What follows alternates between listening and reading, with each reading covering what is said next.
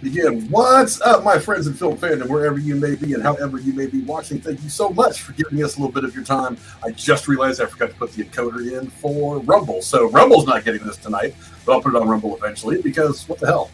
We're actually monetized on Rumble. That's why I prioritize that over YouTube anymore as far as putting stuff out is concerned. But here we are tonight talking about one of the greatest movies really ever. Definitely one of the top probably 5 movies of the 90s, and that's actually saying something. You led a decade in one of the coolest movies ever made, and it is obviously the movie that really was the movie that gave us Brad Pitt. And here to talk about it with me, of course, is my other life mate, Jeremy. What's up, brother? I mean, we're gonna break the first 2 rules just by doing this, but what are you gonna do? I just need somebody because we're definitely famous enough for this. I need somebody to make a supercut of Frank admitting every time there's a cool movie from the 90s, because I'm like, this is like, I mean, to be fair, like you said, this is definitely one of them. We're kind of doing a twofer for all of you. We got another David Fincher, Brad Pitt, movie. So, I mean, this and Seven, like we mentioned last week, this is one hell of a movie of movies. To be fair, it's even if you know the twist, or I'm gonna say I envy you. That's not intentional, but I envy you if you've never seen this movie before and know anything about the twist or anything about it, because it will still hit you either way. Maybe in the ear. It hit you right in the side of the ear, Because it doesn't know how to punch. Look, I've said it many times. The 80s were better than the 90s. 90s had some bangers. I will openly admit the greatest movie of my lifetime comes from the 90s, and that's Schindler's List. But again, that's kind of You're talking about Spielberg and just kind of like that period of his career from the late 80s into like the early 2000s. It's like the guy would just look at a camera, turn 2 frames, and they just hand him the Oscar. They were like, "Here you go." It's like he was so on his game, at that point. I mean, even now, I'm really excited for this new movie he's got coming out, this Disclosure Day. But yeah, the 80s were better. Let's be perfectly honest here. If for no other reason, sheer volume. The 80s gave us great movie. You can make Porky's in the 80s. You probably could go with Porky's in the 90s. Quantity does not equal quality, though. Let's be clear about that about the 80s. Yeah, but there's quality too. Although there was, I'm not gonna lie, there were bangers in the 90s. But let's get right into it. And obviously, this is one of the movies that I think Jeremy and I have both been we've been kind of hovering around for a while, but it was just time to get into it. And that is Fight Club. It is the 1999 American film directed by David Fincher, starring Brad Pitt, Edward Norton, and Helena Bonham Carter. It is based on the 1996 novel by Chuck Palahniuk. I know I probably mispronounced that name. Norton plays the unnamed narrator who is discontent with his white-collar job. He forms a fight club with a soap salesman named Tyler Durden, played by Pitt, and becomes embroiled with an impoverished but beguiling woman named Marla Singer, played by Bonham Carter. Fight Club premiered at the 56th Venice International Film Festival on September the 10th of 1999 and was released in the United States the next month. The film failed to meet the studio's expectations at the box office and polarized critics. However, it was ranked as one of the most controversial and talked about films of the 1990s. Fight Club later found commercial success with its home video release, establishing it as a cult classic, causing the media to revisit the film. The film was a modest financial success, making $101 million against a reported budget of about $64 million. Rotten Tomatoes surveyed 185 critics and determined an average rating of 7.4 out of 10. They gave the film a score of 81% and summarized in its critical consensus, quote, "Solid acting, amazing direction, and elaborate production design make Fight Club a wild ride. A wild ride indeed." From start to finish, this movie is just kind of like one crazy thing after another. Jeremy, give me your quick thoughts on the film before we get into the spoiler discussion. Yeah, like I said, it's definitely a movie that I don't even know where to begin, and I don't say that in any negative connotation. It's hard to just explain it as it's going. Like, you just kind of let the movie happen as it does, and you're just kind of along for this crazy ride we're gonna go on.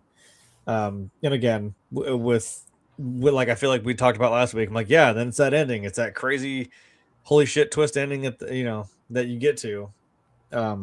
That, I mean, most people probably know about, but even still, oh my good lord, this it's a fun watch because like you're not really sure what to expect, which I guess is kind of the point of it. You're just kind of like you're just there for the ride.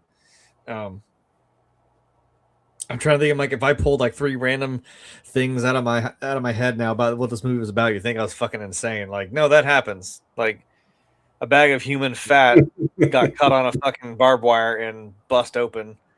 There was a burning smiley face on the side of a building, and Jared Leto's here for some reason. And he's just too fucking blonde. You can't fucking be here. Oh yeah, look at oh god, thank you. I'm glad you have. You should have done it for just one quick like frame. You know, if you know, you know. I thought about trying to splice in the adult thing for like one frame, but every now and again I'll go to click on a picture real quick, and it'll StreamYard or YouTube will kind of wig and it'll hang out for like a second or two. I didn't want to press my luck. I said, I wonder if I don't want to try that anyway. I mean, I wonder if I would notice if just that one frame just poked in like this, like real. See, I tried to do it just then, it didn't work. See, I tried 2 quick clicks, it didn't happen. Left it up there. So good thing I didn't try to get that cute with it. Yeah, but I some movies they have to be experienced rather than just watched. Mm-hmm. I feel like the original Star Wars trilogy is an experience. I feel like the early Marvel movies were an experience. Like Indiana Jones, the first 3 Indiana Jones movies are experiences. Other movies, Lord of the Rings, those movies are experiences. Oh God, yes. This movie, it's like I can explain it to somebody, and I don't know that they would get it. It's like I could even spoil it and be like, guy is having a psychotic break of some kind. He's talking to his imaginary friend who he thinks, but it's really him doing all this shit. And they'd be like, this makes no sense at all until they actually sit and watch the movie. And they're like, oh, okay. The visuals put it all together. This is one of those movies that is an experience. And it's a hugely great one. This is one of the movies, like, again, it's not defined by a decade. It is a director, it is a moment, it is actors, it is writing, it is something that comes together beautifully. And as I was sitting here watching it the other day, I was like, this movie could have come out yesterday. This movie has got all the modern notes that we want out of today's cinema. It's got, the young Pitt and Norton doing great work that they did. This movie is very complete. It's a fantastic film that ages very well, and even it's got moments of being prophetic. You know what I mean? Because we watch this. There's a couple of movies that have done that. We watch them now after 10, 15 plus years, and we're like, boy, they saw something coming that we did. It's like Idiocracy in a way. It's like they saw something coming that we just didn't. Who knew that Mike Judge was telling us a bit of the future in that movie? But this is a movie that it stands the test of time for a lot of reasons. But let's get right into it now. Let's get into Fichtner's vision.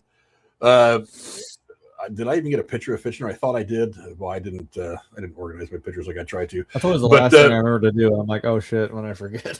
But let's talk about Fichtner's vision. We'll go to the bird poo since it's a funny scene. We talked a lot about Fichtner when we were doing the review for Seven last week. Just his vision for this movie. This book only came out 2-3 years before the movie came out. So, it went very quickly from book form to film. There wasn't a whole lot of time for readers or fans to figure out what they wanted this movie to be before Fichtner was putting on screen. But what he put on screen was pretty perfect. I mean, give me your thoughts on Fichtner's vision for this movie. I don't think I initially, when I watched this movie, did not know that it was based off of a book, and I can't say that I have read it or know what its contents are. But I'm staring at this and I'm like, yeah, that definitely happened in this movie. There's a bunch of birds that shit on some cars. And I'm like, there's so many things that happen. And it's like, yeah, that happened. I don't know. Just go with it. Next scene. I don't know. I agree that, like you said, it does have, it needs to be experienced. This is a movie that people definitely need to see, and like I said, watch it start to finish. And like you said, it's like, oh, you'll get it. You'll come away with it and being like, you'll be thinking about it. So that's the thing, is like it does, while a whole bunch of things that are just outlandish do happen. Overall, there is, that message that it is trying to tell you all the while, and you kind of get it, and you get why, like, Edward Norton is having this crazy breakdown. It's like, we've all kind of been there. This is almost like a more serious version of Office Space, except like, you're not. Yeah. Speaking of Mike Judge, yeah. like I'm with that. Yeah. This is like a darker, more serious tone of like that, essentially, instead of I mean, I could have still believed these guys would have taken a printer out to the back, behind their shitty ass house and just beat it to death. But, I think it works. It still has the thing about Fincher is like, I do like that he has that kind of, especially with the house, like I mentioned, has that grungy, just kind of not muted tones, but just this really grimy feel to it, right? And it kind of, that's kind of the point of it. Like, he's going from this nice little condo life to this rundown house that, what does he say? You turn one light on, another one comes on somewhere else. You turn the water on, something else happens. I'm like, yeah, I've been there before, man. But yeah, it's, I don't know, it's cool. Like I said, it's something that you could still watch even 30 years from now and still, like, you'd still get it. Like what I said a second ago, like with something like They Live. I mean, that came out at least almost like 40 years ago. And I'm like, but it still hits you. That message is still there. That's still, it's sad that it's kind of sad in a way that is still relevant. But I think even give this movie some more time, let it stew a little bit. It'll still hit. So that's something special that it can still stand the test of time. That's what we were saying. Like you were saying, this movie could definitely, it's got legs. Yeah, two people pop in at just the right time. One of them, the Shape of Lone Star State. My man Tex, what's up, brother? What the fuck are y'all doing? We are not supposed to be talking about this shit. We are all going to be in fucking trouble. What the hell? That's all right. I'm just gonna buy a case of Tyler Durden soap will be good, and then also, of course, I'm gonna let him sell Fat Woman's fat back to me. Also, just in time is Casey, who for some reason thinks it's a good idea to remind me that I'm getting old. Hey, Casey, see all this gray hair? I don't need your reminders, pal. I don't need you to tell me that. I see it every day. That's why I have this lighting. You can't see mine. I've got the lighting on the right with way. the amount of McDonald's and Sonic tater tots he's sucking down, he don't have to worry about getting old. So he don't have to worry. Casey won't have that issue, so it's fine. What's up, everybody? But yeah, you came in just in time. Tex, let me get your impression on Fincher's view of this Fincher's vision in this movie, turning the book into the film. Well, I've never read the book. I mean, I'm not the scholar that's, I know I'm perceived as this scholarly one that knows all. Everybody just thinks I'm so smart. You know how these things go. But yeah, never read the book itself, but the movie, how he has perceived this world and played into the monotony of the guy that you think has it all together with the 9 to 5 and everything else to just devolving into just sheer fucking madness. It's so fun, and I mean, Edward Norton's a class act in the way that he delivers Fincher's vision. And, Fincher's such a good storyteller from, Seven to this to Gone Girl. So many good, Zodiac, so many movies he's done. I think I talked about Zodiac a little bit last week. But yeah, so many good movies the guy has done over the years, and it's just the guy has always had a very sharp eye for what will work in a story, and he delivers on this one as well. You know what I mean? Yeah. Again, we talked about his vision for filmmaking. We did Seven last week. I mean, that vision is obviously on clear display here in a much different way. I would love to see Fincher get a hold of like a real horror film. I know that he's done stuff kind of he did Alien 3, which is not quite horror. Well, by the time they got past Alien 3 is known for having so many issues over there. Sorry, I'm gonna have to be vertical for this one. I don't have my phone standing. I'm in a parking lot. But yeah, no. If you have y'all ever seen the producer's cut or whatever of Alien 3, the one that they did afterwards? No, but I mean, just looking at the plot and stuff, I just thought it was ill-conceived. Like nobody from the first two movies was involved. It just, I mean, I thought he did good with what he had, but there wasn't much there. But I mean, the game, I don't remember seeing the game. I want to say I have, but I don't quite remember. I remember pieces of it. There's so many. Panic Room's a good movie. Zodiac is one of my favorites. I'm from the Bay Area, so the Zodiac Killer is kind of a legend for better or worse where I'm from. I haven't seen any of his more recent stuff, but I mean, yeah, I really would like to see him get a hold of like a straight up horror movie, not something like the Zodiac, which is just about a serial killer. But I mean, I'd like to see him really get a hold of that because after the first Alien film, every Alien film after that was basically sci-fi action and not really horror. They got away from the horror element that made the first film so good. But I'd love to see him get a hold of a straight up horror film because with like that real dark, weird story tone that he gives things in the two movies that we've talked about in the last week, I think having him do a good slasher film would be fantastic, and I think he would give it a fantastic story to accentuate and make me enjoy more the blood and spit and ass and people getting their throats ripped out and shit like that. I think that would make that experience even better because that's this kind of director I think he is. Well, just look at what he did with Tyler Durden in this movie, Brad Pitt. Could you imagine that amped up to a more slasher level than even what that character's fucking nuts? I'd like to see, give me like a Purge movie or something directed by him and just let him go fucking crazy. I think he'd be perfect for some, because he'd still have kind of that satirical thing with the Purge, and then he could do like his horror thing and whatever. And I think that some kind of property like that would work really well, I believe. But let's take a minute now, and I'll go to you, Jeremy. Let's talk about the cast of the film. Boy, I mean, there's not really a picture of a. This is one of those ones where I found way too many pictures, way more than I'm ever going to use. But let's talk for just a minute about the cast of this film. Obviously, the two leads are Pitt and Norton, but there's so many really good performances in this. Who stood out? What do you think of the cast of the film overall, and who stood out to you the most? Just a cast of heavy hitters, and again, we've been doing some ones where it's really hard to choose. I know who I'm going to pick. It might be obvious, but this cast works well together for this movie. Obviously, like we said, Brad Pitt this is kind of his time. It's where he becomes a big star. I mean, Edward Norton too. I mean, he'd been doing stuff. I'm trying to remember when American History X came out. That was 90s. I think that was right after this. I think so. It was right around.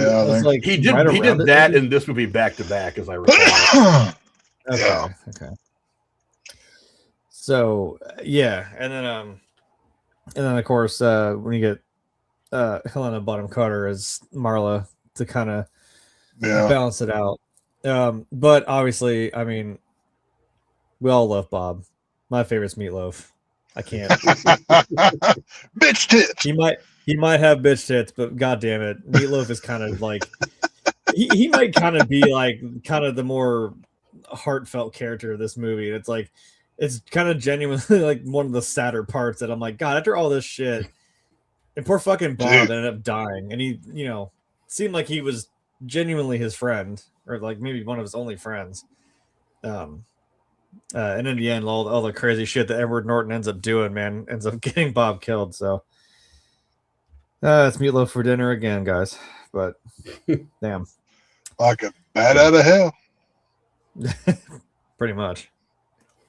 Yeah, Tex, how about you? What do you think of the cast of the film, and who stood out to you the most? Oh yeah. Well, funny enough, I believe this was the first Brad Pitt. Well, I may have seen other Brad Pitt roles before this, but this was really the one that caught my eye. Now, that may just because I like the darker stuff, but this was like, holy shit, this dude can fucking work, you know what I mean?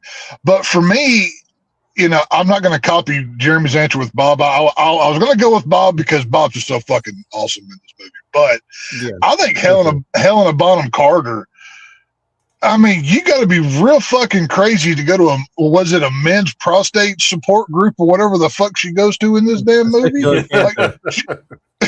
You know, and to be able to seriously pull that off, like obviously, I mean, wasn't she married to, or still is, to Tim Burton or something? I can't remember. I But, don't know if they're still together or not, to be honest. I can't remember or not. I'm not sure. I know they were at one point. So to even be in that Tim Burton world, you have to be five kinds of crazy. But yeah, she plays very understated and very over the top all at the same time in this film, and that takes real skill as an actor to do. And when I mean, she's technically playing against two leads that are one. You know, this is very, you know, I don't know if y'all brought this up or not, but this was Joker before, you know, Warner Brothers made Joker is what this movie was. And, you know, she carries a lot in this film. Without her, this would not be the same movie. And I don't know if she gets necessarily enough credit for what she does, because, you know, she may be the craziest one here, and she's not the one with multi-personalities, you know what I mean? But yeah, I've always liked her in this movie. Yeah, I was just looking at it. I didn't realize that his career kind of started with a couple of bangers. His first film role was Primal Fear, which was a movie that did pretty well with what's his name, like Richard Gere, Laura Linney. And then he was in The People versus Larry Flint in the same year, which was a fantastic film. We reviewed that a while back. Then in 98, a couple years later, he did Rounders and American History X, followed up in 99 by this film.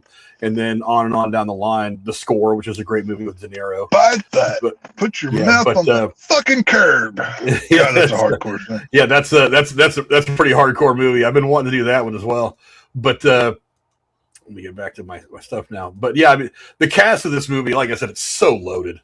I mean, for one, Pitt and Norton complement each other very well. They really are, I mean, as stated in the movie, because they really are total opposites. It really is that opposites attract. They're the yin and the yang, which I always thought was kind of funny because he had that table. That table was kind of a bit of foreshadowing as to what it was. And Brad Pitt even says, he's like, I am everything that you're not. I am everything that you want to be but can't be. I'm that what that is. But, you know, Helena Bonham Carter is also very, very good in it. Jeremy shits on Jared Leto a little bit, but he played his part.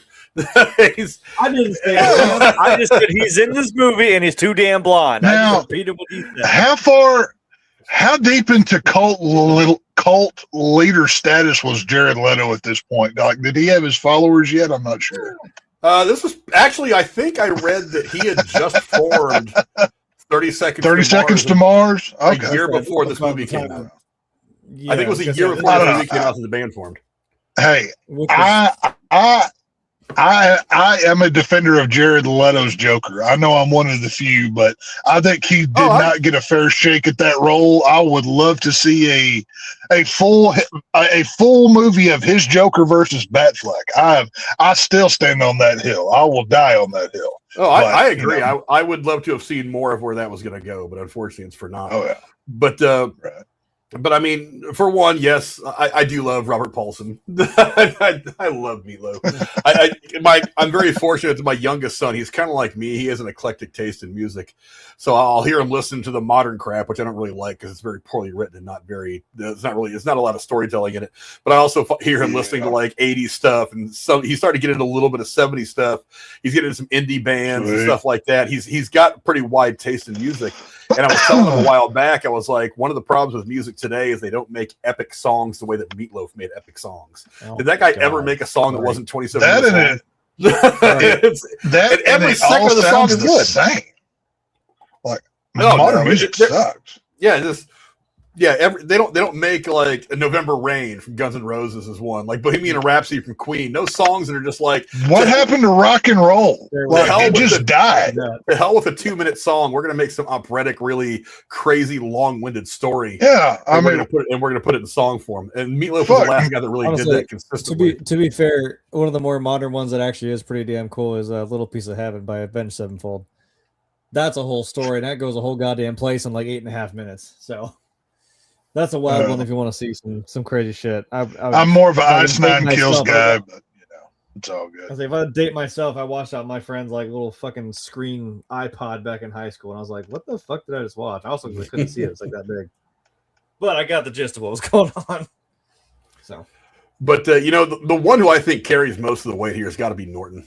I mean, of course, he is the center of all of it. I mean, not just because both characters are in his head and he is technically both characters, but just because his performance here of a broken man, it's really hard to play a broken man when you're really a rich actor who has no worries in the world, or seemingly has no worries in the world. But I mean, he pulls it off so well. I mean, I know that I've heard that he's a pain in the ass to work with, and that his demands are sometimes far too much. That's why he lost the Hulk role. Yeah, but he really does carry this film in so many ways. I mean, even like the opening of the film, I think was fantastic. What did I do with the thing for the opening? It is right. Oh, good God, I can't find it now. This is why I should have. It was also very dark, so it's hard to tell. Yeah, I mean, Frank's talking to his Tyler Durden stuff over there. I am, but yeah, it's shit, I can't find it now. I just looked at it a second ago too.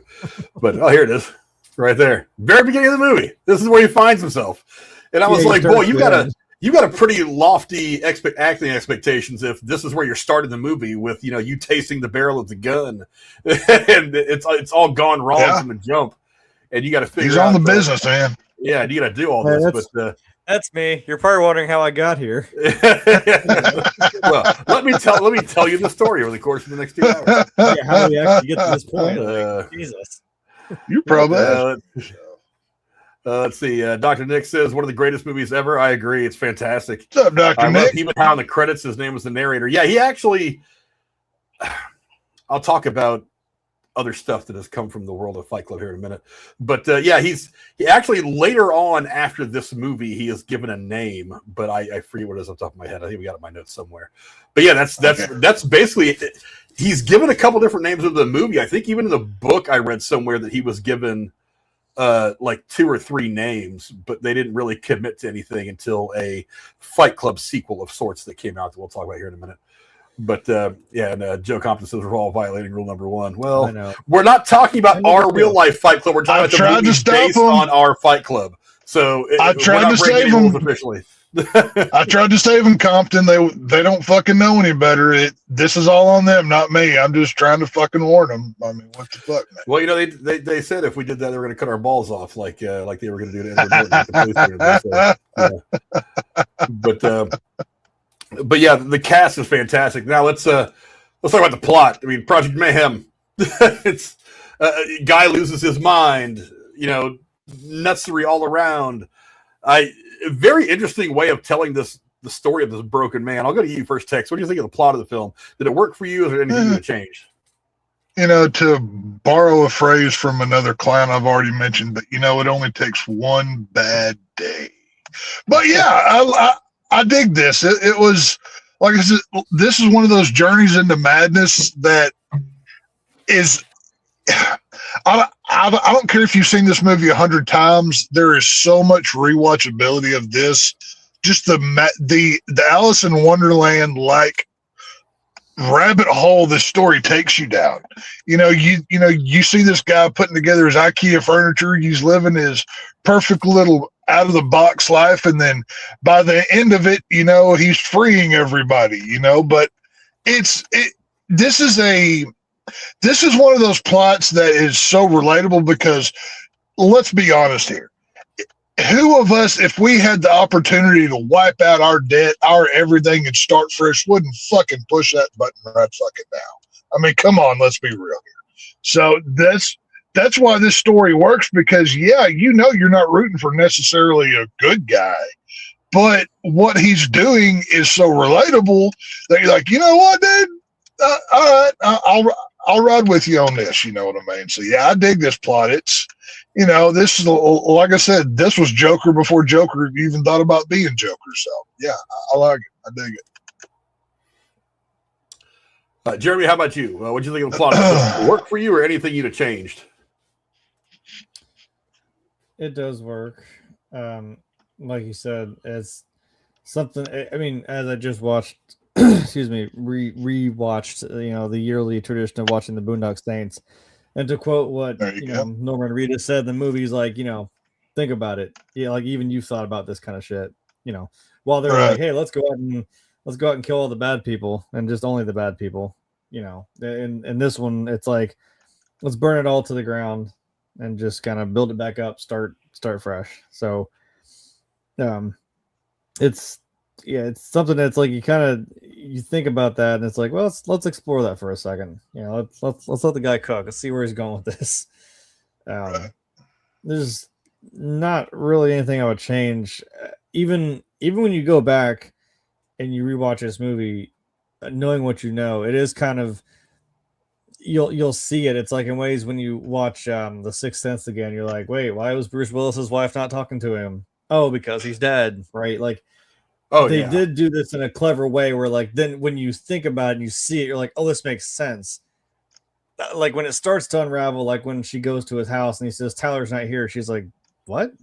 Like, she's really confused. And it's like, but you don't think about it. You don't know to that point. You think, oh, Brad Pitt's just gone. And she's just kind of confused as to why he's not there, because he's seemingly just always around. But like, and then when you look at all their interactions, like it was meticulously crafted in a way that it still made sense when you watch it again, knowing the context. You know, it makes sense. So nothing I would change. It's pretty clever. There's some other clever stuff in here, like like the car that drives by at the end. That's like, hey, it's got sirens and lights. I'm like, right. It has yellow lights though. Yellow lights don't have sirens. That's a service vehicle. Like, you're like, this dude is losing his mind. There's just subtle shit that you're like, you don't catch and you don't realize it. Which again, that's the whole point. Like every once in a while, you're like, oh, you think you just saw Brad Pitt there, didn't you? He just a little flash up. There he is. He's gone. And of course they got that little zinger at the end. They got us again with that damn last frame of the movie. Because of course they did. Slipping in those film reels, man. Yeah, I like I said, I did that to Rachel. I was like, I don't know, I'm not gonna say it, but I just want to see if you catch it, because I knew where the spots that Brad Pitt shows up before he shows up, right, so to speak. And I just looked over and she was like, I started like leaning in and I'm like, you saw it, didn't you? like what the fuck was that? I'm like, I don't know. It happened a few more times, and then as soon as the movie ended, she's like, "Okay, so what were the flashes?"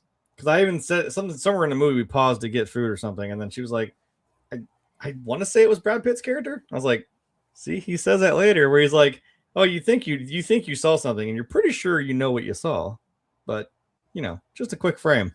I'm like, fucks with your head in good ways. Yeah, and I'm like, if you always notice it, it's like when he says he's having trouble sleeping, it's just the glimpses of Tyler just popping up, and then when they cross paths there and like on the conveyor belt in the airport or wherever the hell, and then he shows up, right? So yeah, no, it's very, very clever movie. I wouldn't really change anything about it. Yeah, I mean, this plot is awesome. Well, because I mean, even going all the way back into the 80s, it kind of started in the late 80s more so. There was already this kind of like fight against materialism. They're just like, wait a minute, everybody. I know that credit became a big thing in the 80s. You could get your credit card and get whatever you wanted and just pay for that. Mr. Gecko for that. The billions of dollars of crap that you just bought over time. But it's like, but very early on in that whole super capitalist mentality at the start of the 80s, a lot of people are kind of like, hey, let's remember that these are just things. That the things aren't important as people. They aren't important as who you are and what you do in life and who you want to be in your actions. And so even already by late 90s, people were pretty heavily into this notion. And this is one of the first films that I can think of, certainly the first big film that really kind of tackled that. We're like, we're going to make this like the major plot point. It's like this guy has just grown tired of the materialistic bullshit, and he's going to take it. And not so much, maybe not the first one he got tired of it, but definitely the first one to take it to such an extreme that he is going to, blow up. Project Mayhem. That he's going to. I wouldn't even say it's the first, though. Would you not give that to George Romero's Dawn of the Dead? Literally, it's in a mall. It's about capitalism. Well, you know what I mean? To this extreme, I would say it's the first to go to this extreme. As in blowing up an entire downtown area. Society's already fallen. There's zombies everywhere and shit. I think we're already kind of at rock bottom. Six in the state. If you watch more extreme than the end of the fucking world, and the dead are still worried about going to buy tennis rackets, you know what I mean? I don't know. I think that's an argument that could be had. I don't know if it's the extreme of blowing up all of downtown LA. It's like That's the living people. Not you're also undead people, talking I guess. about zombies and kind of weird zombie sci-fi stuff. Whereas I think, outlandish as it may be and cartoonish as this film may be at times, it's probably a bit more realistic. I could see somebody becoming a economical terrorist the way that Tyler Durden becomes an economical That's a terrorist. good point. I see that. But so definitely to this extreme. Not like I said, not the first one to talk about it, use it as a plot point, but definitely the first one to go to this extreme with it. But yeah, I wouldn't change anything in the plot of this. I mean, I'm really tempted now to read the book because I've actually heard that the movie is pretty close in just about everything. That they had to change a few things because some of the ways it was described in the book weren't cinematic enough. They had to make it work for the movie. They had to make it work in movie form. But I've heard that it's actually they always close. make changes on that shit, though. True. But if you can stay that close to the book, that's usually a good thing because the book is what the story what brings people in. Then the visualization of the movie is what is supposed to be that added thing. And if you get too far from the source material, a lot of people are kind of like, meh, it wasn't described like this in the book, so it doesn't really work the same way in my head canon, my theater of the mind. But I've heard that it's actually really close to the book. They just changed a few of the things that had to be changed. Now, did you guys know there are actually sequels to this? Believe it or don't. Let me. I don't think I did. I'll go to this one because I love this scene where they actually changed all the. As someone who's been a bit of a white knuckle flyer over the course of his life, I thought this was kind of funny. But Palahniuk was convinced to continue Fight Club in comic book form by fellow novelist Chelsea Kane and comic writers Brian Michael Bendis, Matt Fraction, and Kelly Sue DeConnick. At 2013 Comic-Con, he announced that a sequel to Fight Club was in the works and would take the form of a serialized graphic novel.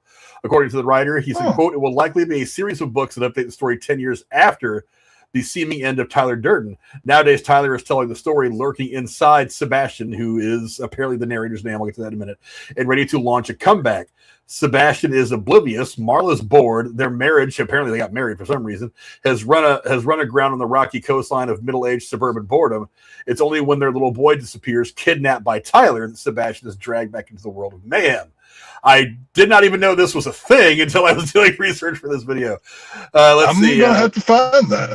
Dark Horse Comics published this new storyline in a 10-issue maxi series written by Palahniuk and illustrated by Cameron Stewart, starting in 2015. Let's see. They illustrated the covers for the series and the set of the material. Quote, "The twists and turns are just primo artifacts of Chuck Palahniuk's brain material." A teaser was released by Dark Horse Comics on Free Comic Book Day 2015 with Fight Club 2 #1, following in late May of that year. I'm going to have to find this. It sounds kind of interesting. There is also, believe it or not, a Fight Club 3 in the Orbital in Conversation podcast. Chuck stated that he is already working on Fight Club 3, which will also be in comic form. He also confirmed that he is working on a series of original short stories for comics, which will appear as one-shots before eventually being collected into a single book. Fight Club 3 consists of 12 issues, the first one being released on January 30th of 2019. So, Jeremy, we've gotten sequels to this, believe it or not. Plural. Sequels. 2 sequels to this in comic book form. What did you think? What do you think of that, Jay? I mean, could you imagine a sequel film coming out to this? I'm sitting here as soon as you said that, I was like, well, I happen to have an app where I read comic books and I'm already looking for it and I see it clear as goddamn day right in front of me. So that's kind of insane. I might have to look into this. I'm trying to see how much like one issue is. That's like $2. Okay. I mean, to say to eBay, I will be going after this stream. I know where I'm going to be spending some money. I'm already staring at it right here. Actually, that's kind of cool. I see Fight Club 2 #1. I'm gonna have to look into this. Hell yeah. I can buy the whole thing for like $11, or it's like, yeah, it's like $2 per issue, or it's like $2 per issue or some shit, or maybe it was like 20. That might have been for both. Yeah, no, I meant to look at that. I didn't actually know that. That's kind of interesting. You can give me something else to read. Jay, I mean, obviously you haven't read the books yet, Jay. Walking Dead comics, I'm like, yeah, I mean, obviously you haven't read the books yet, Jay. But do you think this could be sequelized on film somehow? I'm kind of hoping no. I don't. I don't think so. It's we're pushing like almost 30 years on this movie, so I don't know. I smell a Is it supposed to legacy be- Is it sequel. supposed to be the same people? I mean, do you technically kill Brad Pitt, Tyler Durden by somehow shooting himself in the cheek? I don't know.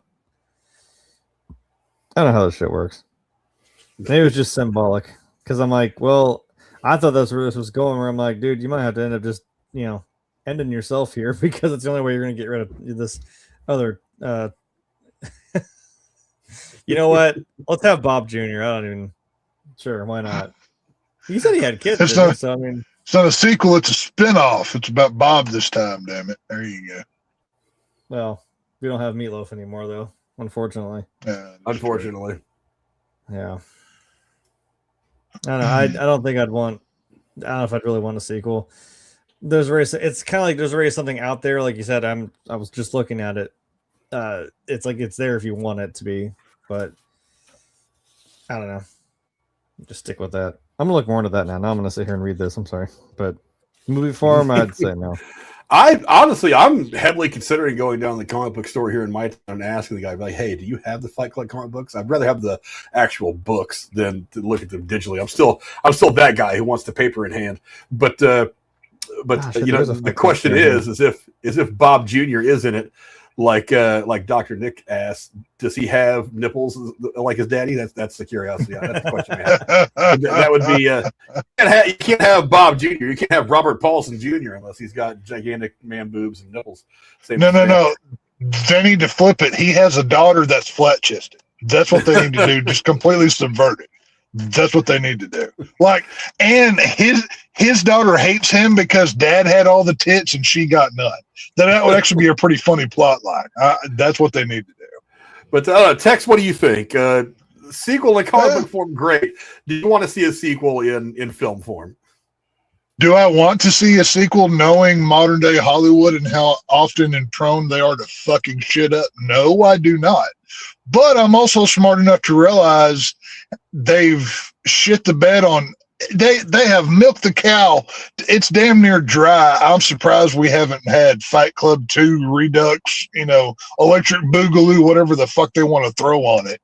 I think it's only a matter of time before everything is at play here. I think at some point it will happen. Now, whether it's a remake or a sequel or a requel or whatever term Scream makes up with their next movie, I think one will happen, but I'm not. I'm with y'all, or at least with Jeremy.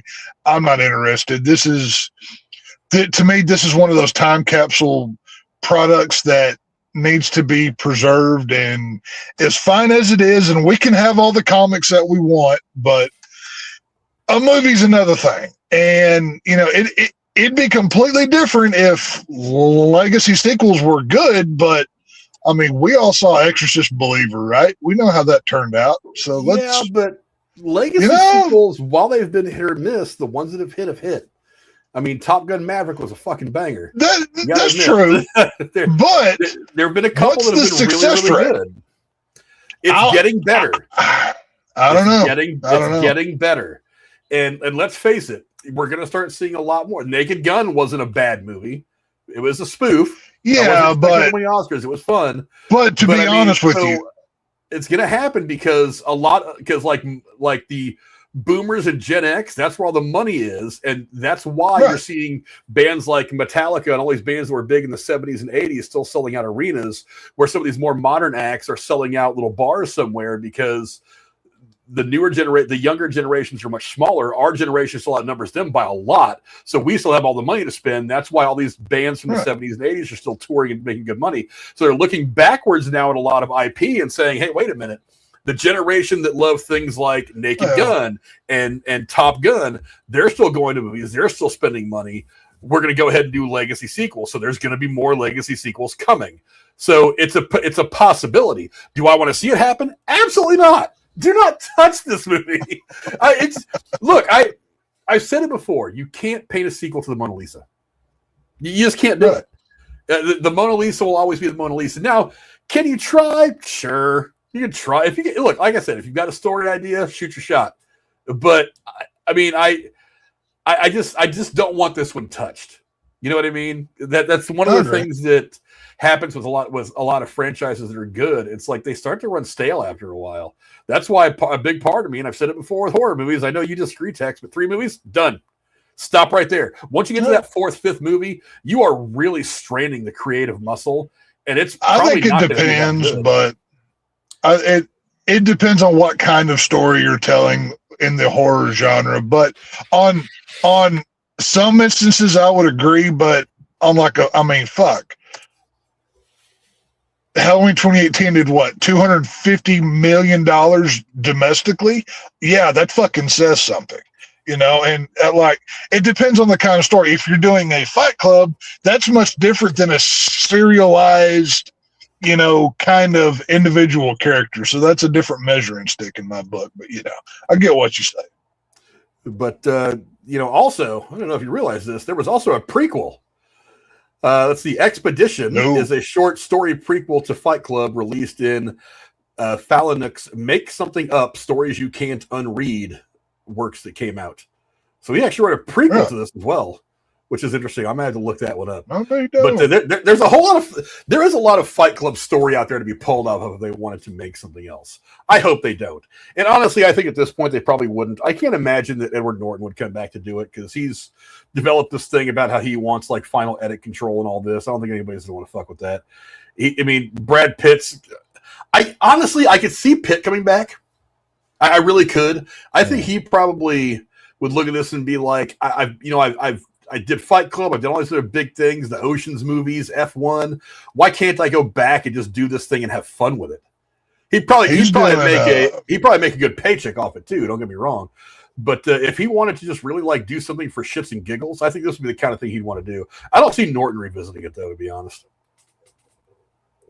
Yeah, but a Fight Club 2 doesn't work unless you've got Edward Norton and Brad Pitt. That's why I don't think it'll ever happen. I don't think Norton would. Yeah, that you need both of those pieces for this puzzle, and I would also add Helena Bonham Carter in that as well. To me, she is just as important. Like as much as it would suck to not have Bob and you know Jared Leto, maybe not. He comes with a hefty paycheck and he wants to be the star, so they maybe not bring him back. I don't know, but you need Carter, Pitt, and Norton to tell a Fight Club story. I would say, otherwise you're just doing a knockoff. I think for Jared Leto, it would depend on whether he's coming off a movie like Tron Ares, which was pretty good. Or coming off a movie like Morbius, which got completely fucking destroyed. Tron Ares did not do well, and he got shit on because he took the brunt of that. So he's not doing great right now. So that I think would affect it as well. Or if he was coming off something like Dallas Buyers Club, where he wins an Oscar. Now Dallas Buyers Club, if he's coming off a good performance, it might be one thing. If he's coming off a bad performance, it might be another, or a bad taken performance. Because I still think Tron Ares is a good movie. I don't give a shit what the rest of the movie world says. They're wrong. But let's go ahead and get into some trivia now. They're wrong. That movie's a banger. I don't give a shit what anybody says. I will fight for it. I got the popcorn ready. Let's see. Chad Palahniuk revealed that when he started to write the book, he did not actually know that Tyler and the narrator were the same person until he was 2/3 of the way through writing the story, at which point he noticed that they acted together as one person and chose to finish the story as such. Maybe he has a hidden personality he doesn't know about. Maybe that's a possibility. Maybe. I do not have a picture of any of the golf balls. That's a bummer. I really wish I would have gotten that one. Anyway, at around 38 minutes in the short scene where Brad Pitt and Edward Norton are drunk and hitting golf balls, the two actors really were drunk. They were hitting the golf balls and they were sailing them directly into the side of a catering truck. Some prefer the method acting. I dig it. Hey, it's happened before. Who were we talking about a while back they were actually drunk when they were filming a scene? I swear to God, it's a movie we did at some point in the next few months that we were talking about. They were actually drunk doing it. I was talking about Martin Sheen from Apocalypse Now. Was it? Okay. That Oh, might yeah. have been because Might I was have like, wasn't he drunk? And he actually like punched the fucking glass and he cut his hand open in the scene or some shit and he was bleeding all over the place.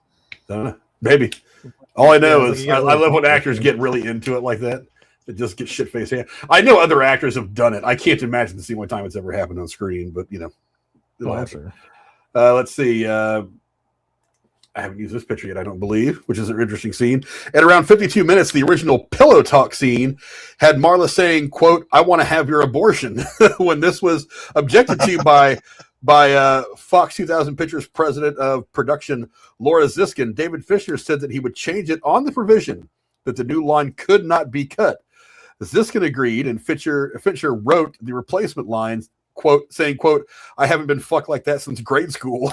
when Ziskin saw the new line, she was even more outraged and asked for the original line to be put back in, but as per their deal, Fincher refused. There you go. Hey, I dig it. I almost made that my little tagline right there. I was like, I don't know, it's it's a little much. Yeah. All the times that I've seen this movie, it's like I was watching it over the weekend, and when she says that, I was like, "Oh my god, that's terrible and funny all at the same time." It's a little messed up, yeah. Let's see. To stay on that particular line, I have not shown a good picture of Helena Bonham Carter yet. Where do I have one? I was gonna say, damn. Hell. Let's see. I've got a picture of them right here, actually. After a sex session with Tyler, Marla says she hasn't been fucked like that since grade school. Being British, Helena Bonham Carter didn't realize this actually means primary school in the U.S. She was actually quite shocked at that. I was gonna say, I think that might mean something different across the pond. So I was gonna say, you jump across that pond there, and certain words start meaning different things. But yeah. I don't have a good scene. I didn't get a good picture. Maybe subconsciously I didn't do it of the whole sex scene between the two. That weird whatever the hell was going on. But Brad Pitt and Helena Bonham Carter spent 3 days recording orgasmic sounds for their unseen sex scenes. Jesus. 3 days? It's like you just get 20 minutes of B-roll and it'd be good. all right, seriously. Was this done in like ADR, like them alone in a booth, or were they like acting this out for 3 days? That's what we need to know. Knowing That's the real two, information. Knowing those You know what I mean? Well, was there more method acting going on, if you know what I mean? Yeah, they went method. Right. But Edward Norton, one to suffer for his art, we talked about that several times. He actually lost 17 to 20 pounds for this role after having to beef up tremendously for his role as neo-Nazi skinhead in American History X, which came out right before this. Norton achieved this form by running, taking vitamins, and just ignoring the on-set catering. Huh. I was gonna say, I think it's around that time, yeah. I mean, now, he's no Christian Bale in The Machinist to Batman Begins. That's still the bigger transformation, but it's still impressive. I mean, I will give him that. Yeah, transforming yourself for any role can be difficult, I imagine. But I mean, to that extreme, especially like what Christian Bale did. I mean, because I had a friend of mine in junior high that was in the wrestling team, and he was trying to cut weight for a match. And what he would do is he would wear he would garbage bag, and eventually he went and bought one of those like sweatsuits where you would sweat it all out. I did the same thing for playing football. Yeah, I know what you're talking about. He would only drink a glass of water every 2 hours and had an orange for lunch. That was all he would eat all day. Yeah. And I was just I had one of those thick-walled 55-gallon hefty bags that I cut into like a tank top, and I wore it underneath it like one of those thick gray sweatshirts in the middle of a Texas summertime for football because my coach was a psychopath. So yeah, I completely understand. It's not fun. So I get it. Yeah, my one of my junior high baseball coaches was an ex-Marine drill instructor, so we actually had 2-a-days. Oh God. 1 year. Oh yeah, every summer, 2-a-days. Baseball. Not football, baseball. 2-a-days in football was not unheard of for the longest. I think everybody did it for the longest time. Nowadays, it's a lot more rare. Oh, yeah. So butthurt about it. But yeah, we had 2-a-days back in 1980, 89, 90. We did 2-a-days in Oh, baseball. yeah. We go take ground balls and do work for about 45 minutes before school, go to school, and then go back out, do our homework in the dugout, and then run a full 2-hour practice. We did that for about 2 weeks. Yeah. So coaches can be brutal. I get it. But let's see, the three detectives. I know I have a picture of the scene in the. Maybe I don't. I could have swore I had a picture of the scene where the cops have him. I guess I don't. Okay, Frank, you're an asshole. But we'll look at Marla instead. Three detectives in the film are actually named Detective Andrew, Detective Kevin, and Detective Walker. Andrew Kevin Walker was the writer of David Fincher's film Seven, also starring Brad Pitt, and some uncredited writing work on this film. I'll be done. Well, there you go. I think he also named one of the characters or something in Seven after him as well, from what I recall. Oh, that's cool. Nice. I could have sworn it must not have loaded all my pictures. I could have swore I had a picture of Jared Leto. Let me look and find out. I could have swore I did. Because every now and again, I just highlight all the pictures and I just hit click load and it doesn't load them all for some reason. Then again, maybe I didn't. I guess I didn't get a good picture. Could be StreamYards. They have been known to shit the bed more often than not. So yeah. Wrong one. I do have, let's see. The only one I think you're going to maybe see him in. Maybe this one. Yeah, I don't think it did load all my pictures. Stupid Streamlabs. You can you can see Jared Leto all busted up right there to the right of the light fixtures. But when Tyler is giving an inspirational speech, Jeremy, I know you caught this. When Tyler is giving an inspirational speech to the Fight Club members, he says, quote, "We've all been raised on television to believe that one day we all become millionaires, movie gods, and rock stars."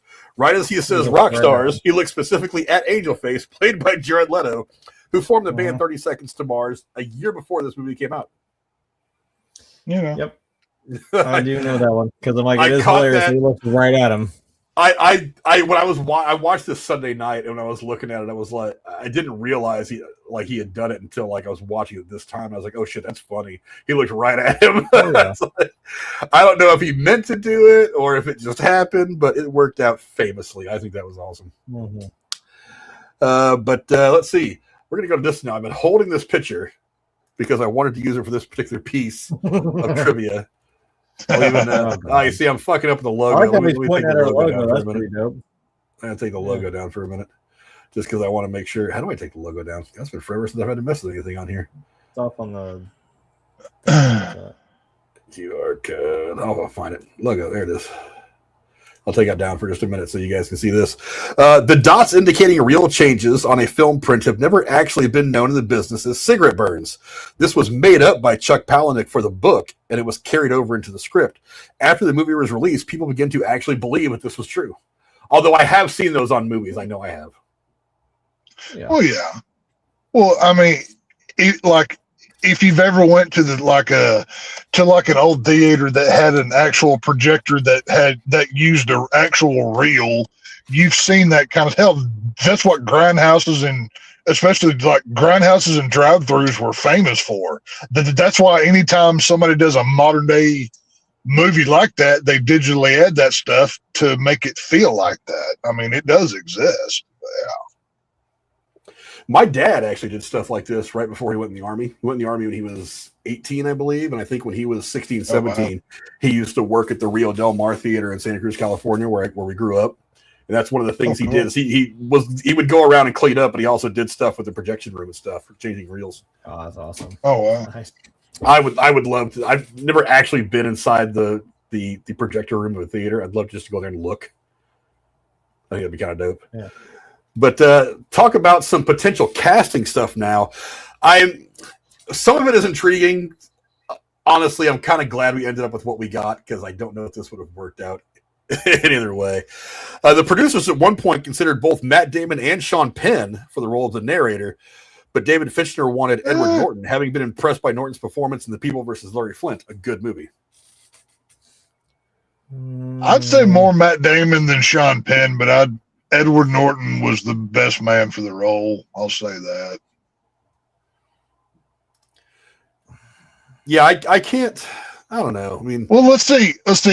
What year did Good Will Hunting come out? Well, that was 90. I think it was this year. Was it that same year? Because make sure. Like that Matt Damon, I don't know, it could have worked, 97. Okay. Yeah, 97. Okay. Yeah, Matt Damon would have been all right, but what really made this stand out so much was Edward Norton. At this point in time, Edward Norton had more of a presence than Matt Damon did, I guess is what I'm trying to say. I don't know. What did Matt Damon have going on right about now? I don't think he Damon quite got into the Bourne movies yet. And that was in the 2000s. Mystic Pizza. Yeah. He was an extra on Field of Dreams. I didn't know that. His first big movie that I remember was School Ties in '92. So this movie came out in what, 99? 99. Yeah. So right around this time. Oh, well, you see, he could have done it because it might have taken him out of one of our favorite movies. It would have taken him out of Dogma. Oh yeah. Oh, but he's in Dogma. Yeah, I forgot. In '98, he did well. In '98, he was busy. In '98, he had Saving Private Ryan and Rounders come out both in 1998. Private Ryan was right before, yeah. And then the year before that, he did Chasing Amy. Yeah, whatever. I like Chasing Amy. Chasing Amy is a good one. Yeah, I mean, it's not the top 50% of Kevin Smith films, but it's not bad. And the year this came out, he had Dogma and The Talented Mr. Ripley. And then the year after that, in 2000, he had Titan AE, which I never watched. He did voice for that. Legend of Bagger Vance, Finding Forrester, and All the Pretty Horses, and then on into the 2000s. But yeah, so he was busy. He had something going on. Yeah. As far as the females go, let's see. Vanessa. Here's this was a name that really surprised me. Let me find a picture of I don't know, a decent picture of Marla. The producers. Let's see. Vanessa Angel was considered for the role of Marla, which was really weird because at that point she wasn't exactly the it girl that she was in the '80s. Kara Sedgwick and Renee Zellweger were also considered for the role of Marla. Janine Garofalo actually claims that she was offered the part, but it was rescinded because Edward Norton wouldn't agree to the casting, claiming that she, quote, didn't have the chops to do it, which I don't know about that. Okay, dude. But I would agree with that. I've never been a Janine Garofalo fan. I no. Renee Zellweger, she's by no means fits this kind of role. No, thank you. I mean, let's not forget that shit show of a Texas Chainsaw Massacre 4 that she partook in. Fuck her for that fucking movie. What I even doing at this point? I have no idea. Because she was really big in the 80s. I don't remember her being. I'm trying to think of some other actresses back then what were some other actresses that were fringe actresses back then that could have done this? I can't really place any besides Helena Bonham Carter, to be honest with you.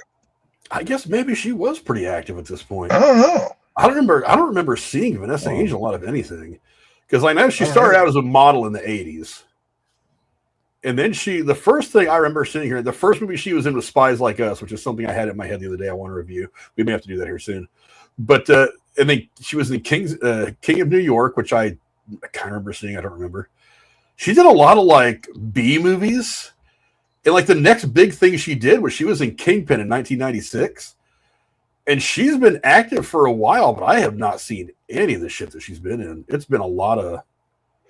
She's almost. And now, when I say this, I'm not saying Helena Bonham Carter's ugly, but she's too pretty for this role. Whenever I imagine this character in my head, it's more of what Helena looks like in this film. She's not well kept. She's not the prettiest girl in town. I wouldn't have casted a model in this role, what I mean? Yeah, but I mean, I don't know. I put her in that scene of sitting there in that support group for men's fucking prostates or whatever. That to me doesn't fit, what I mean? With her general attitude, I kind of like the idea of Janine Garofalo because she's got kind of that thing about her anyway. I mean, uber sarcastic, doesn't really give a shit. The problem is I don't know if she can play. It's you can be cynical and obnoxious, but not necessarily be as broken as Helena Bonham Carter played the character, which was kind of the important part of the character. You know what I mean? I'll tell you who I could have seen. Who was and now she may have been too young at this time, but the dark-haired daughter from Roseanne. I can't remember her name right now. Fucking Darlene. Oh, yeah, she would have been way too young.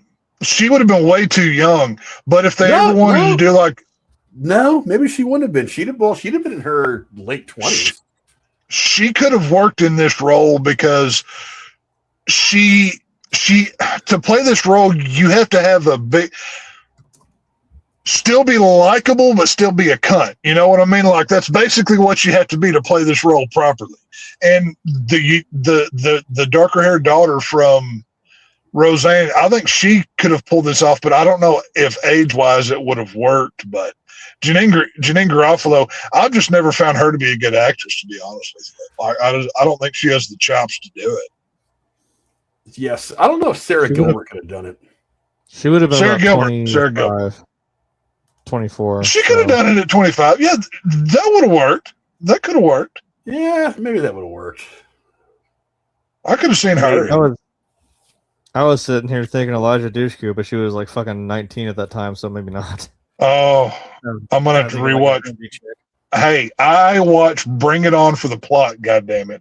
Fuck everything else. I watch it for the plot. Sure you do. Yeah, that's the same reason why I watched Wrong Turn. It's for the fucking plot of Elijah Dushku and Wrong Turn, Buffy the Vampire Slayer, or any of these things. Like come on now. I'm a fan. I was just watching the episode of Big Bang Theory the other day with her in it, where she plays the FBI agent who's trying to get a security clearance for the one Jewish dirty guy, Wolowitz. Oh yeah. And I was watching it. I was thinking. I was just like, why did she just stop acting? It's like I know she got kind of blackballed for whatever people didn't like her. For one but I was just like, became a. Yeah, Elijah Dushku ended up leaving Hollywood. I don't know why she left Hollywood, but she ended up becoming a therapist and got a real job. So, good for her. When I just looked her up just now, it said retired actress. I'm like, wait, when the hell did you do that? Like, you're not that old. God, that fucking scene where she's doing the cheerleading deal and then she like licks her finger and like wipes the tattoo off. I'm like, God, I fucking love you right there. Holy fuck. Like, it's incredible. Yeah, great acting. Give her the Academy Award. So. I wonder what her last work was. I don't know. I know the show's not getting made with the reboot of Buffy. They fucking shit. Thank God they shit canned that from after what I read. But apparently they asked her to come back in some capacity, and she said no. From what I read, but I don't know. I wouldn't either if I were her. I would have had to have seen what that was going to be. But I don't know if you guys follow Robert Meyer Burnett on Twitter or anything like that. Yeah, he actually had a couple of days ago when the news came out that they weren't going to be doing anything with the Buffy reboot. He actually put out that he had read a part of the script for what was going to be the thing, and he was just like, "Good God, it's awful. It's just not good." Yeah. And if somebody probably better off. If somebody as liberal as Robert Meyer Burnett thinks it's bad, it's fucking bad. Like, I like RMB. I'm not even a Star Trek guy, but I'll listen to him shit on Star Trek any day of the week because that dude gets fucking hardcore about it.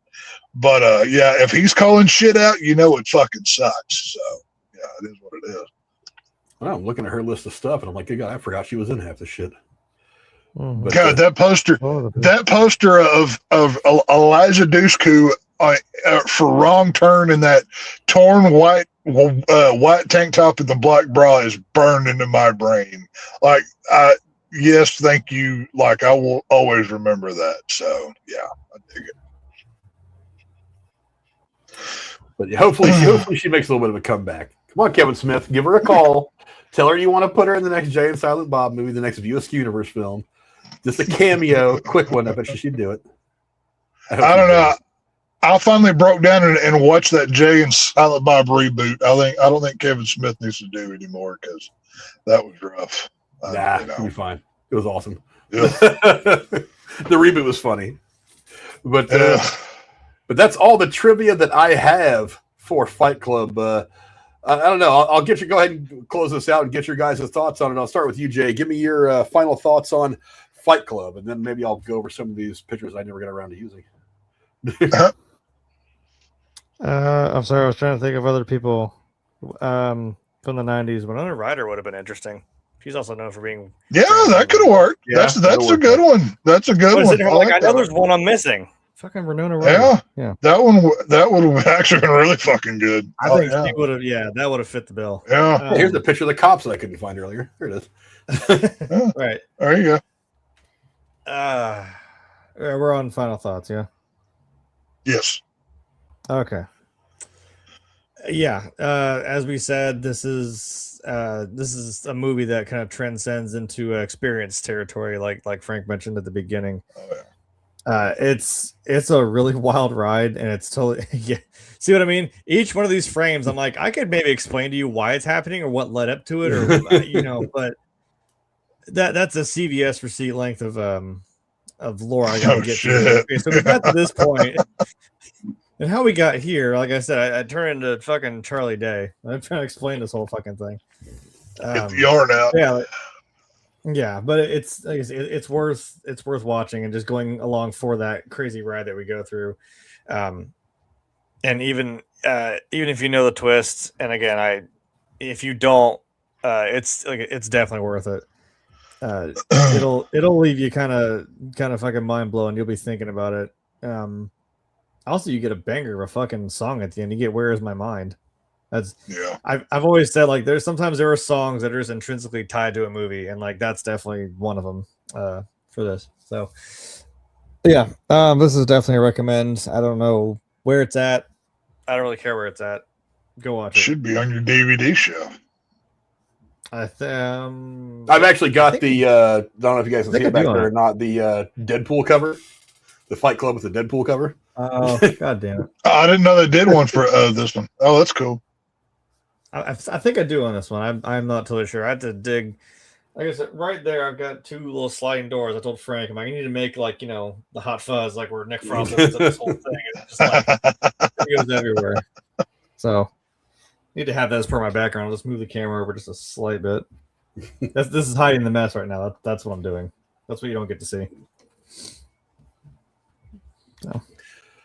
I don't know. And the one picture I'm very mad that I just now thought that we even had was the Liburn. One of the most famous cool things about this is a chemical word. Yeah.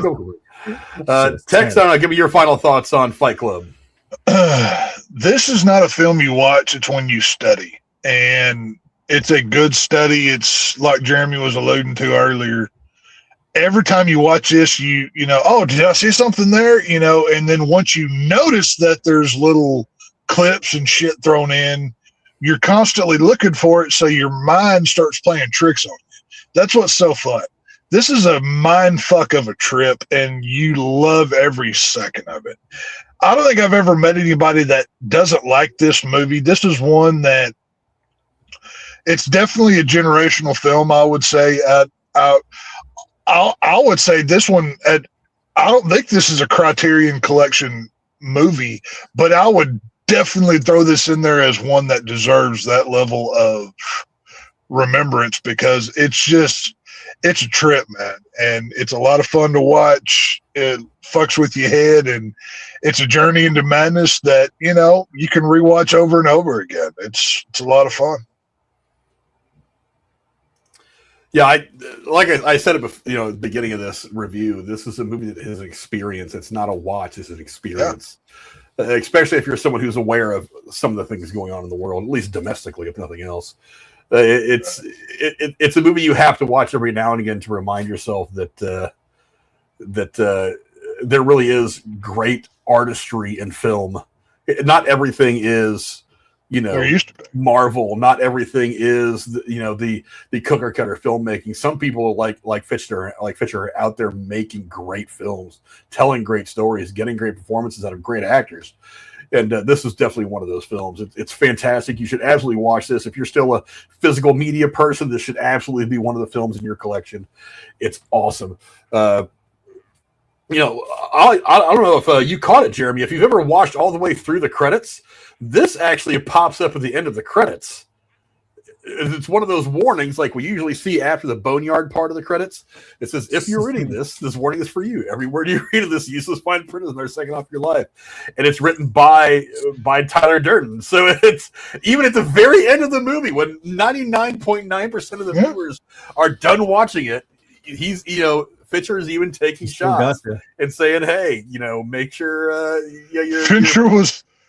Start a fight. Prove you're alive, and if you don't claim your humanity, you will become a statistic. You have been warned. Fincher was calling out the post-credit scene before it even become a Marvel thing. How visionary is that shit? Damn right. But it's a fantastic movie. One that you absolutely should be watching. Let's see. Dr. Nick brings up another one. Fairuza Balk. I always end up mispronouncing her name. Did she get mentioned? No, she didn't. She could have been interesting. She's a little short. She's on the short side. So maybe there's not so short, but it's like she would have maybe come up to like Norton's chest, which is kind of that's too much. But the height is like would not be enough to discount her. I still think either Winona Ryder or Sarah Gilbert could have done this role well. I would put those two and then Dr. Nick's pick there if I was ranking them. I'd go with those three. Yeah. Any of those would work, but yeah. Yeah, it could be. I don't know. There's all kinds of people could have been in the role in the any of the roles in this movie. You guys can obviously get on the comments below and give us your ideas if you're watching this on about who could have done well in the different roles. I personally think we got the best cast, the right cast. Maybe not the best cast, certainly the right cast. That's what it feels like to me. But you can watch this movie on it's on Hulu. If you have a Disney Plus bundle with ESPN and crap, that's how I watched it. I watched it on Hulu. But like I said, this is one of the ones that if you're a physical media person, you really should have this in your collection. It's one of the few movies that I would say are must-owns. But fantastic movie all around. Definitely go watch it if you haven't watched it already. The movie's 23 years old, so you've probably seen it by now if you're here watching us. But if you haven't, go watch it. You'd be surprised the number of young people I know that I'm just like, have you seen X movie? And they're like, no. And I'm like, what the hell's wrong with you? You call yourself a movie fan? You haven't seen like the original Naked Gun or something like that? But yeah, go watch this movie. It's definitely worth it.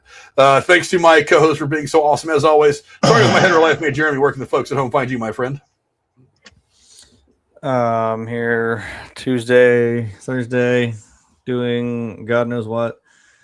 Probably a lot of Super Mario talk here soon because, like we said, new movie comes out April 1st. So Super Mario Galaxy.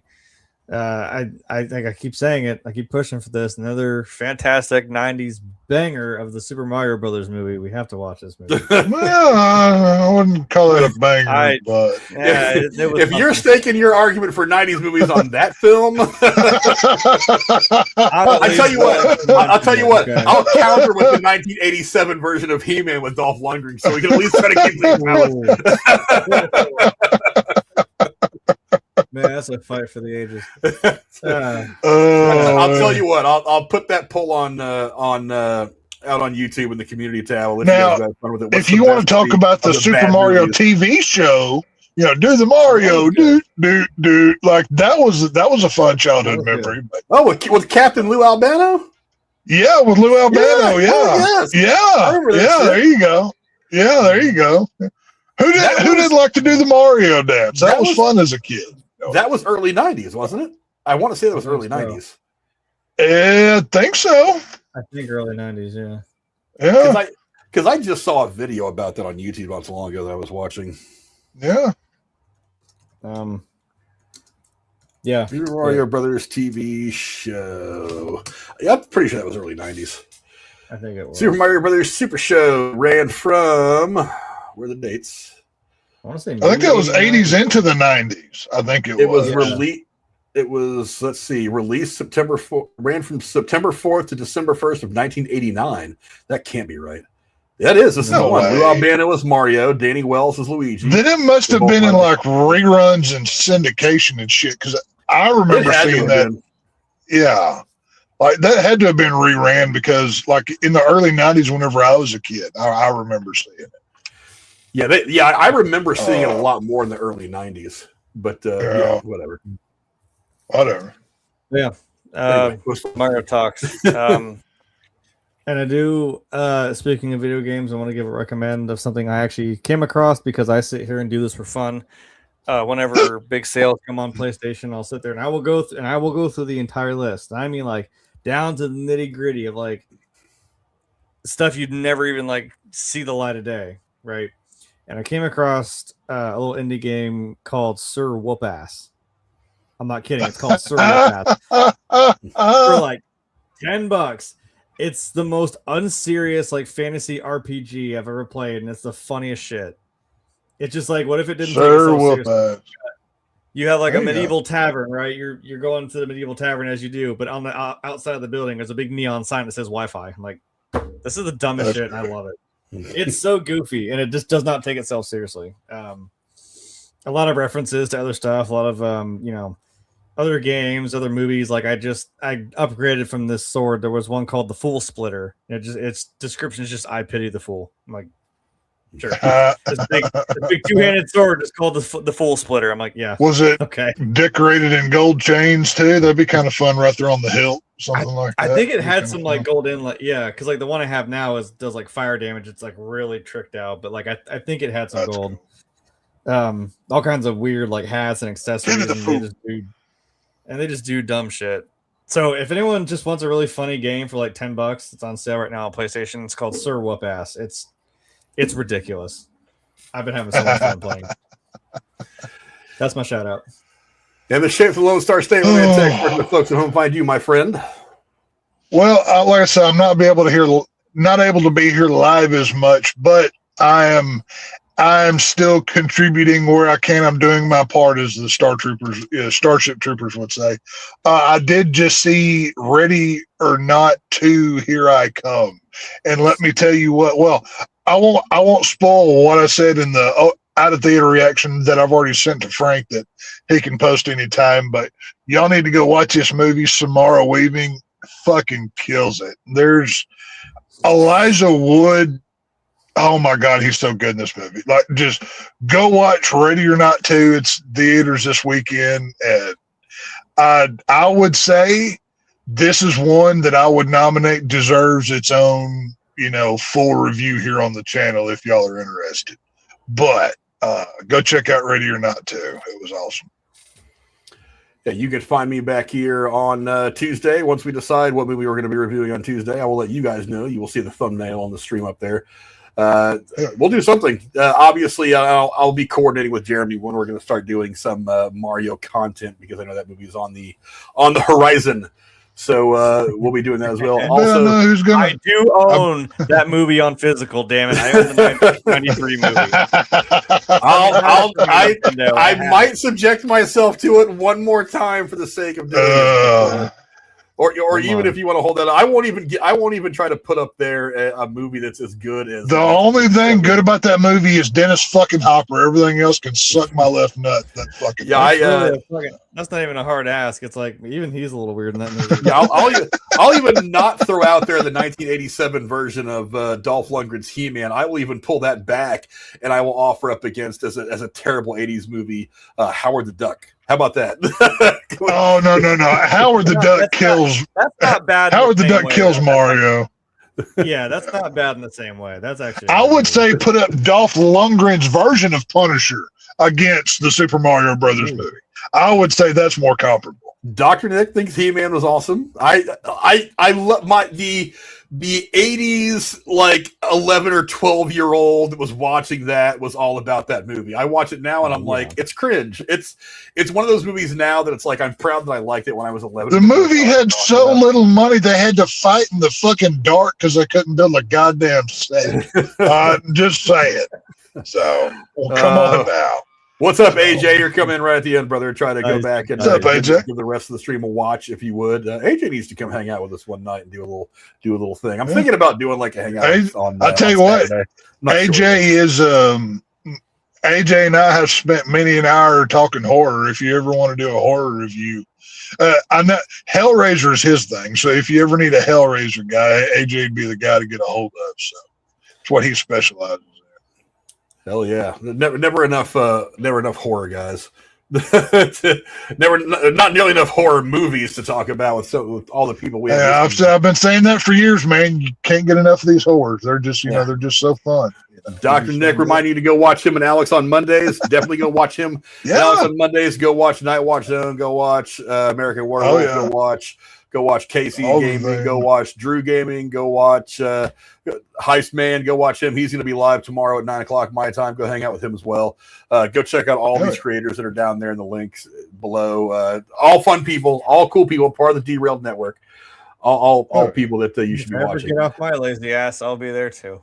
One of these days. No. You have your gimmick, and that will be on your tombstone. Goddamn it, you're a bad content creator. You got to keep that shit up, Jeremy. Don't let it go, man. It's all good. Yeah, be who you are, Jay. Be who you are. You be you. That's what makes you special. Everybody else can do content, but for you get more out of saying you're not going to do it because you're a bad one and everybody's entertained. I built this. That's your snowflake. That's what sucks. But we will see you guys on Tuesday for whatever the hell film.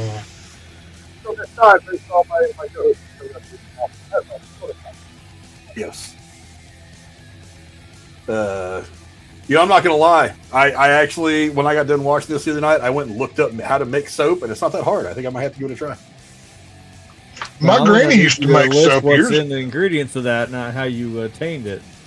But yeah, maybe a certain cookbook from. We have an endless supply of. We have an endless supply of human fat. We have Casey.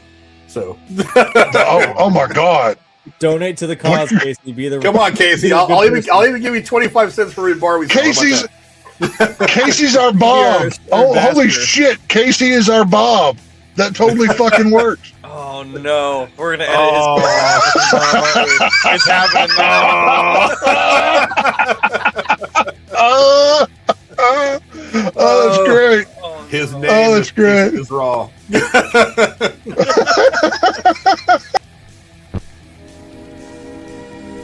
And now, folks, it's time to say goodnight.